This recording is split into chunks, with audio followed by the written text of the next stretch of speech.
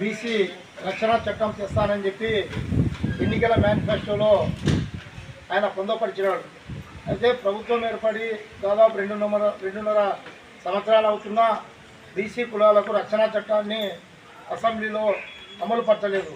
దాదాపు 4-5 సార్లు అసెంబ్లీ సమావేశాలు జరిగినా ఈ చట్టం గురించి ఎక్కడ కానీ ఆయన ఈ బీసీ రక్షణ చట్టం గురించి క్యాబినెట్ మీటింగ్ కానీ అసెంబ్లీ తీర్మానం కానీ జరపలేదు.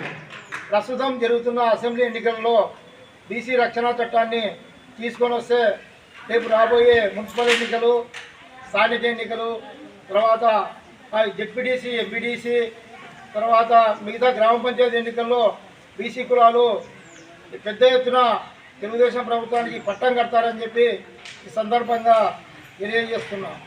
జాతీయ బీసీ సంక్షేమ సంఘం ఆంధ్రప్రదేశ్ రాష్ట్ర కార్యదర్శి ఏఈ నాగరాజు గౌడ్ ఈరోజు డోన్ స్థానిక కొండపేట రేణుకా ఎల్లమ్మంబేశ్వరి జ్యోతిర్లింగేశ్వర స్వామి దేవస్థానం నందు ఈ కార్యక్రమాన్ని ఏర్పాటు చేయడం జరిగింది. ముఖ్యంగా ఈ రక్షణ చట్టం అనేది వస్తే ఎస్సీ/ఎస్టీ అట్రాక్టివ్స్ కేసు నుంచి విముక్తి కలుగుతుంది. కేంద్ర ప్రభుత్వం నుంచి నిధులు కూడా వస్తాయి.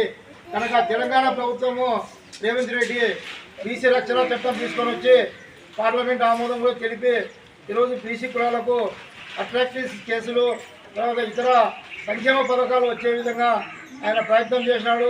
ఈయన ఎన్నికల మేనిఫెస్టోలో బీసీ రక్షణ చట్టం తీసుకొస్తానని చెప్పి పొందపరిచి ఇంతవరకు కూడా బీసీ రక్షణ చట్టం అనేది అసెంబ్లీలో ఏర్పాటు చేయలేదు. ప్రస్తుతం ఏర్పాటు చేస్తే జాతీయ బీసీ సంక్షేమ సంఘం దేశవ్యాప్తంగా కూడా మద్దతు తెలుపుతారని చెప్పి ఈ సందర్భంగా తెలియజేస్తున్నా.